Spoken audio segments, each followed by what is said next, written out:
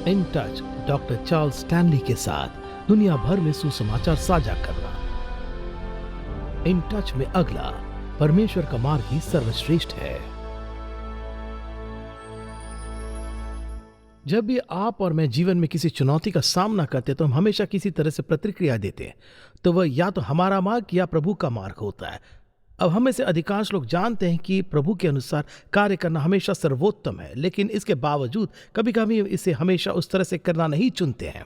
किसी तरह हमारा यह सोच है कि इस तथ्य के बावजूद कि प्रभु बिल्कुल सर्वज्ञ है और जानते हैं कि सबसे अच्छा क्या है, तो तथ्य यही है कि उसके पास हमारे जीवन के लिए एक इच्छा और एक उद्देश्य और एक योजना है कि वह हमें बिना शर्त प्रेम करता है। वह केवल वही करेगा जो हमारे लिए सबसे अच्छा है। हम अभी भी चीज़ों को प्रभु के तरीके के बजाय अपने तरीके से करना चुनते हैं। यही मैं इस संदेश में बात करना चाहता हूं, जिसका शीर्षक है परमेश्वर का मार्ग ही सर्वश्रेष्ठ है। और कभी कभी शास्त्र के ये अद्भुत सिद्धांत सबसे अच्छे हैं जब इन्हें किसी के जीवन में चित्रित करके कहा जाता है। इसलिए मैं चाहता हूं कि आप निर्गमन अध्याय 2 की ओर मुड़े और निर्गमन की पुस्तक में हम मूसा के जीवन को देखते हैं, जो पुराने नियम के अन्य सभी पात्रों से ऊपर है। पुराने नियम में 699 वचनों में उनका नाम है, नए नियम में 69 वचनों में है।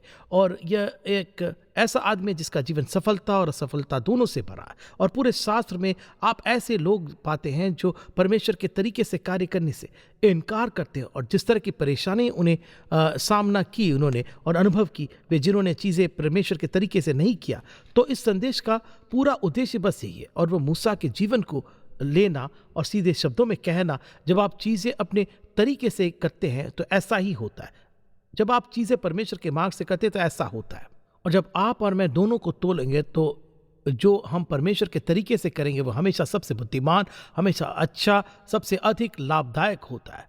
यदि आप अध्याय 2 और वचन 11 की ओर देखेंगे तो उन दिनों में ऐसा हुआ कि जब मूसा जवान हुआ और बाहर अपने भाई बंधुओं के पास जाकर उनके दुखों पर दृष्टि करने लगा, तब उसने देखा कि कोई मिस्री जन मेरे एक इब्री भाई को मार रहा है। जब उसने इधर उधर देखा कि कोई नहीं है, तब उस मिस्री को मार डाला और बालू में छिपा दिया।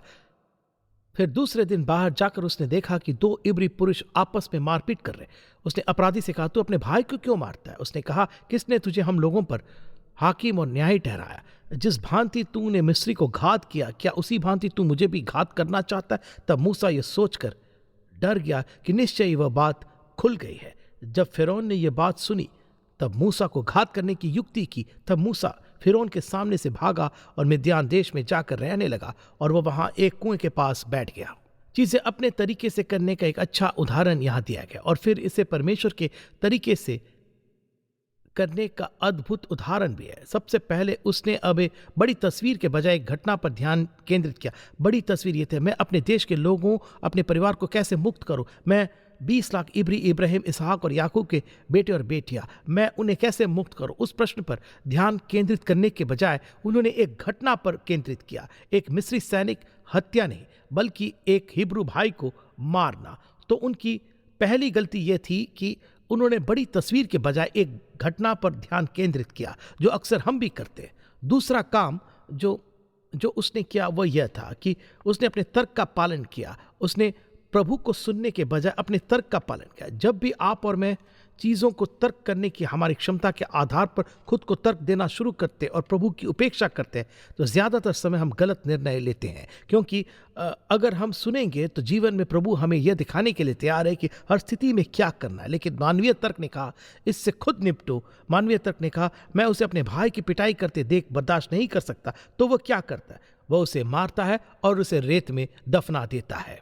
तो उसने 2 गलतियां की, और तीसरी गलती यह थी, उसने आवेग पर काम किया। उसने यह कहकर पीछे हटने के बजाय आवेग से काम किया, प्रभु तुम मुझसे क्या चाहते हो। अब जरा सोचिए, जब आप और मैं हमारे आवेगों से जीवन की कठिनाइयों और चुनौतियों को जवाब देते हैं तो अधिकांश समय हम गलती करते हैं, क्योंकि परमेश्वर वैसे कार्य नहीं करता। क्योंकि वह आपसे बिना शर्त के प्रेम करता है, क्योंकि उसके पास आपके लिए एक इच्छा, एक उद्देश्य, एक योजना है, और क्योंकि उसने पहले से ही आपको अपना सर्वश्रेष्ठ देने के लिए निर्धारित किया, प्रदान किया और तैयार किया।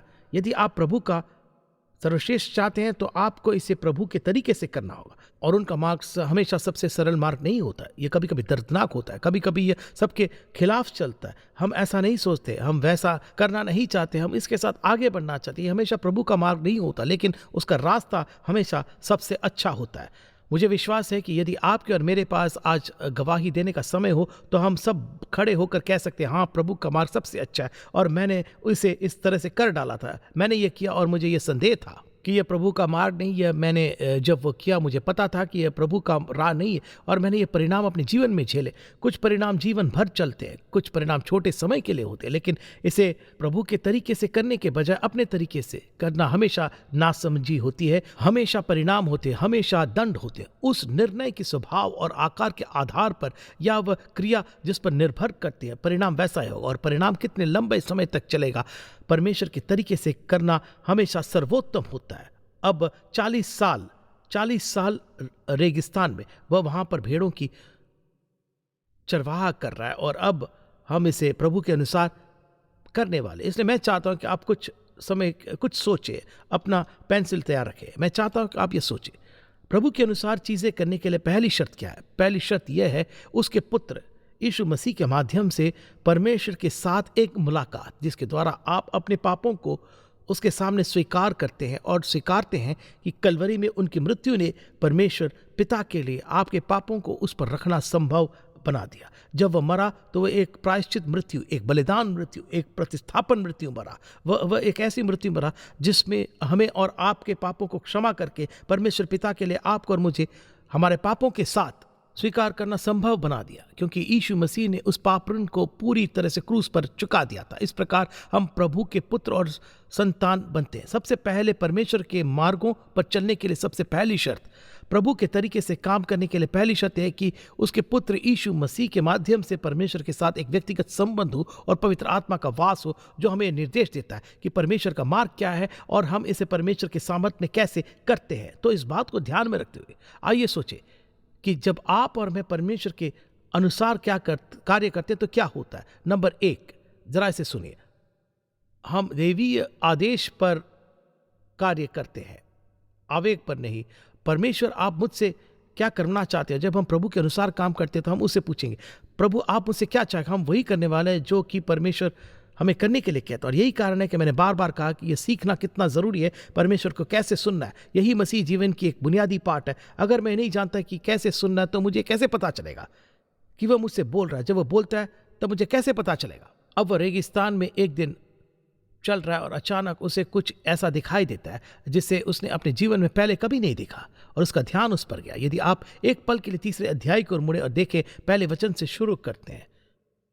मूसा अपने ससुर यित्रो नाम में ध्यान के याजक की भेड़ बकरियों को चराता था और वह उन्हें जंगल की परली और हुरेब नाम परमेश्वर के पर्वत के पास ले गया। और परमेश्वर के दूत ने एक कटीली पहाड़ी के बीच आग की लौ में उसको दर्शन दिया और उसने दृष्टि उठाकर देखा कि पहाड़ी जल रही है पर भस्म नहीं होती। तब मूसा ने सोचा कि मैं उधर फिर के इस बड़े अचंभे को देखूंगा कि वह पहाड़ी क्यों नहीं जल जाती। जब यहोवा ने देखा कि मूसा देखने को मुड़ा चला आता है, तब परमेश्वर ने पहाड़ी के बीच से उसको पुकारा, हे मूसा, हे मूसा। मूसा ने कहा कि क्या आ गया? उसने कहा, इधर पास मत आ और आपके पांव से जूतियों को उतार दे, क्योंकि जिस स्थान पर तू खड़ा है वह पवित्र भूमि है। फिर उसने कहा, मैं तेरे पिता का परमेश्वर और इब्राहिम का परमेश्वर, इसहाक का परमेश्वर और याकूब का परमेश्वर हूं। तब मूसा ने, जो परमेश्वर की ओर निहारने से डरता था, अपना मुंह ढांप लिया। अब प्रभु के साथ ये मिलन, जो 40 साल अलग, निराशाजनक, असहाय रूप से अपने देश को मुक्त करने के लिए कुछ भी नहीं कर सका, इसके बाद हुआ 40 साल रेगिस्तान में। और अब परमेश्वर उसके पास आते हैं। परमेश्वर इतना लंबा इंतजार क्यों करते हैं? आप कभी ये सवाल पूछते हैं, प्रभु चलो योजना बनाए, प्रभु मेरी घड़ी के अनुसार, मेरे कैलेंडर, मेरी घड़ी, मेरी भावनाएं, मेरी इच्छाएं, मेरी आशाएं, मेरी यह, मेरा वो, चलो परमेश्वर बात कर रहे हैं। कितनी बार मैंने परमेश्वर को आगे बढ़ने के लिए राजी कर पाया हूं? जितनी बार आपने किया है, एक बार भी नहीं। आप उनसे जल्दी नहीं कर सकते, आप उनसे जल्दी करने को नहीं कर सकते, आप उन्हें परेशान नहीं कर सकते, उन्हें निराश नहीं कर सकते, क्योंकि उनके पास पहले से ही एक कार्यक्रम है। वह जानता है कि मूसा के इस मर्दाना आत्मविश्वास को छीनने में 40 साल लगे। यह मैं कर सकता हूं, मैं इसे संभालूंगा, मैं इसे देख सकता हूं। रेगिस्तान में 40 साल, अब वह 80 साल का है और परमेश्वर उसके पास आते हैं। और क्या होता है? मुझे शास्त्र का यह भाग बहुत ही पसंद है क्योंकि इन वचनों में बहुत सारे सत्य हैं। एक पल के लिए तीसरे अध्याय को देखिए। वो कहता है कि उसने ये देखा, उसने इस धधकती हुई आग को देखा और प्रभु के दूत प्रभु यीशु मसीह को उससे बात करते देखा। उसने देखा और देखा कि झाड़ी जल रही थी। अब सुनिए उसने क्या कहा। तब मूसा ने सोचा कि मैं उधर फिर के इस बड़े अचंभे को देखूंगा कि वह पहाड़ी क्यों नहीं जल जाती। क्या आप सुन रहे? कितनी बार प्रभु ने आपसे और मुझसे कुछ कहना चाहा और हम नहीं मुड़े और हम बस चलते रहे। हमारा स्केड्यूल बहुत ही बिजी था। हमारे पास कुछ ऐसा था जो हम करना चाहते थे, कुछ ऐसा जिसे हम पूरा करना चाहते, और इसलिए मुड़ने और प्रभु को हमसे बात करने देने के बजाय हम बस अपना काम करते रहे। अगला वचन को देखिए। यहाँ पर मूसा ने कहा, तब मूसा ने सोचा कि मैं उधर फिर के इस बड़े अचंभे को देखूंगा कि वह पहाड़ी क्यों नहीं जल जाती। देखिए, जब यहोवा ने देखा कि मूसा देखने को मुड़ा चला आता है, तब परमेश्वर ने पहाड़ी के बीच से उसको पुकारा कि हे मूसा, हे मूसा। मूसा ने कहा, क्या आ गया? कितनी बार प्रभु ने हमसे बात करना चाहा, हमारा ध्यान नहीं गया। क्या यह सबसे अजीब बात नहीं है? प्रभु को सुनने के लिए बिजी है हम, परमेश्वर को सुनने के लिए बहुत व्यस्त है। मेरा कार्यक्रम, मेरी योजनाएं, हाँ, और जिन चीज़ों को मैं पूरा करना चाहता हूँ और वे चीज़ें जिन्हें मैं हासिल करना चाहता हूँ, परमेश्वर को सुनने के लिए बहुत व्यस्त हूँ। कितना मूर्ख, कितनी मूर्खता है कि हम इतने व्यस्त हैं, हम प्रभु की बात नहीं सुनते। कितनी बार प्रभु ने कुछ कहना चाहा लेकिन वह हवा से बात नहीं कर सकते, वह हमारे दिल से बात करते हैं। और जब वह हम सुनना नहीं चाहते और हम उसे अपना ध्यान नहीं देते तो परमेश्वर हम पर चीज़ें ज़बरदस्ती से नहीं करने वाला। कभी कभी वह करेगा, अधिकांश समय वह नहीं करेगा। तो अब देखिए क्या होता है, आप इस बारे में विचार कीजिए। सबसे पहले उसने एक दैवीय आदेश के आधार पर कार्य किया, न कि उसके आवेग से। दूसरी बात यह है कि वह परमेश्वर के समय पर चलता है, न कि अपने समय पर। यह परमेश्वर का समय था, परमेश्वर ने यह सब किया। अब कभी कभी आप किसी धर्मशास्त्री को कहते सुने, आप जानते हैं वह लाल सागर का अनुभव या पर प्रभु का चमत्कार नहीं था। हुआ यूं कि जब वे वहां उतरे तो हवा चलने लगी और ये सब बातें हो गई। यह इस तरह से पार्क है। आप जानते हैं क्या, जब इस बारे में सोचता है इससे कोई फर्क नहीं पड़ता कि हवा चली या न चली, या परमेश्वर ने एक हाथ से पानी को पकड़ रखा था। क्या यह काफी नहीं है कि यही समय पर हुआ? बिल्कुल समय पर। यह परमेश्वर का समय था, उनका चमत्कार था। तो क्या चल रहा था इस बार वह अपने समय पर नहीं, परमेश्वर के समय पर कर रहा था। तो मैं चाहता हूं कि आप इसे भी देखें। जब हम चीज़ें परमेश्वर के तरीके से करते हैं, जब हम इसे उनके तरीके से करते हैं तो होता क्या है, हम आवेग से नहीं, आदर्श पर कार्य करने लगते हैं। हम परमेश्वर के समय की प्रतीक्षा करते हैं और इसे अपने समय पर नहीं करते। क्या कहता प्रभु की प्रतीक्षा करो, अच्छे बल के बनो, धीरज रखो, यहोवा के साथ बने रहो। क्यों? क्योंकि कई बार बैठने और प्रभु के समय की प्रतीक्षा करने में बहुत धैर्य लगता है। कभी कभी जब तक कि प्रभु कुछ न कहे तब तक इंतजार करने में बहुत ताकत लगती है। यह काम करने का समय। तीसरी बात है, जब हम इसे उसके तरीके से करते हैं तो प्रभु हमें वह सब कुछ प्रदान करेगा जिसकी हमें ज़रूरत है। जब हम चीज़ें उसके तरीके से करते हैं तो वो आपको और मुझे वो सब कुछ प्रदान करेगा जो कि हमें चाहिए। उसे क्या चाहिए? एक ऐसे व्यक्ति की ज़रूरत है जो उससे बेहतर बात कर सकता। और परमेश्वर ने क्या किया? मैं तुम्हारे भाई को तुम्हारे साथ भेजूंगा, वो बात करेगा और तुम वही करो जो मैं तुमसे करने के लिए कहता हूँ। परमेश्वर की स्वभाव, परमेश्वर के गुणों से पूरी तरह से अलग होगा। आपसे और मुझे कुछ ऐसा करने के लिए कहना जिसके लिए कि उसने वो सब कुछ प्रदान नहीं किया जो कि हमें वो करने के लिए ज़रूरत है। और इसलिए जैसा कि हमने बार बार कहा, प्रभु पूरी तरह से उसके प्रति समर्पित जीवन के लिए जिम्मेदारी लेता है, हमारी आज्ञाकारिता के परिणामों के लिए जिम्मेदार है। और इसलिए अगर हम कहते हैं मैं वही करूँगा जो आप कहते हैं, परमेश्वर उस क्षण से जिम्मेदारी लेता है कि वह काम पूरा करने के लिए आवश्यक हर एक चीज़ प्रदान करे।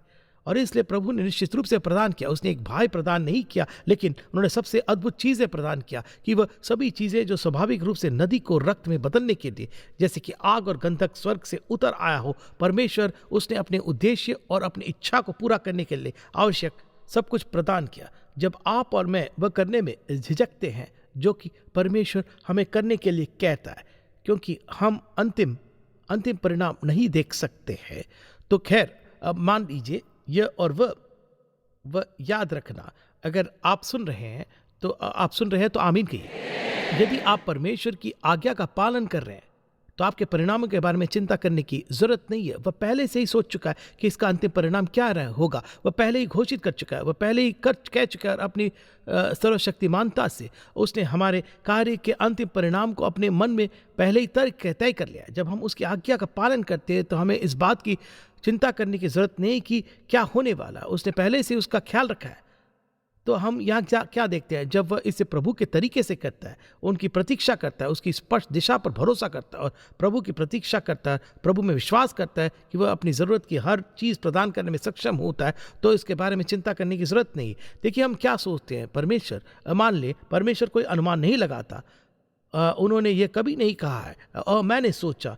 परमेश्वर मैंने सोचा नहीं कहता है। परमेश्वर को कोई सोच विचार नहीं करना है। ये हमेशा पूर्व सोच पहले से होता है। वो पूर्व नियति जो भी हो, ये सब परमेश्वर के पास पहले ही होता है। वो जानता है कि क्या होने वाला है। चौथी बात जो मैं कहना चाहता हूँ कि आप देखिए, जब हम इसे परमेश्वर के तरीके से करते हैं तो वो हमारे जीवन में भय को दूर करता है। अब कभी कभी हमें जिस चीज़ की थोड़ी सी घबराहट हो सकती है, यदि हम अपने नहीं हैं, हम अपने दिल में जानते हैं कि वो काम करने वाला है, हम जानते हैं कि परमेश्वर करने वाला है, लेकिन क्योंकि हमारे लिए एक नया अनुभव, हमें थोड़ा सा डर लगता है। लेकिन सच्चाई है कि ये वास्तविक डर नहीं है, ये केवल भावनात्मक चीज़ें जो आगे पीछे चलते हैं। लेकिन प्रभु डर को दूर करते हैं। और ये होगा, याद रखना, जब आप प्रभु की इच्छा में पहले 2 कदम उठाते हैं जो चुनौतीपूर्ण लगते हैं, तो आपको कुछ डर लग सकता है। लेकिन आप पाएंगे जैसे जैसे आप उस दिशा में बढ़ते जाएंगे जो कि प्रभु ने आपको जाने के लिए कहा, आप जितनी देर चलेंगे आपको उतना ही कम डर लगेगा, जब तक कि डर पूरी तरह से दूर नहीं हो जाता और आपको पता चलता है कि आप प्रभु की इच्छा में, परमेश्वर के संरक्षण में चल रहे हैं। परमेश्वर का संसाधन, परमेश्वर की सामर्थ्य, उनका प्रेम, उनका उद्देश्य, उनकी इच्छा, उनकी योजना, उनका मार्ग पर चलने के लिए आप इसे खो नहीं सकते।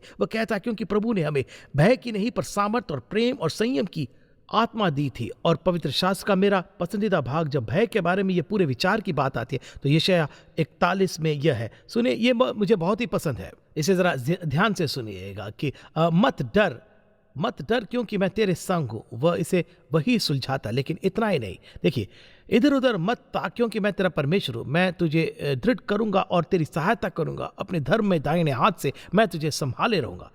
यानी वह कहता है मत डर क्योंकि मैं तेरे संग हूँ। अगर तुम्हारे साथ सर्वशक्तिमान हो तो क्या तुम्हें और कुछ चाहिए? जरूरी नहीं। मुझे ये वाक्यांश पसंद है। कहता है अभिनय मत करो, मत देखो, इधर उधर मत देखो। यही हमारे मन को परमेश्वर से दूर करता है। जब इधर उधर देखते हैं तो जब वह कुछ बोलता है तब हम उसे भूल जाते हैं। मैं तुम्हारे साथ रहूंगा। प्रभु चाहता है कि हम उस पर ध्यान करें।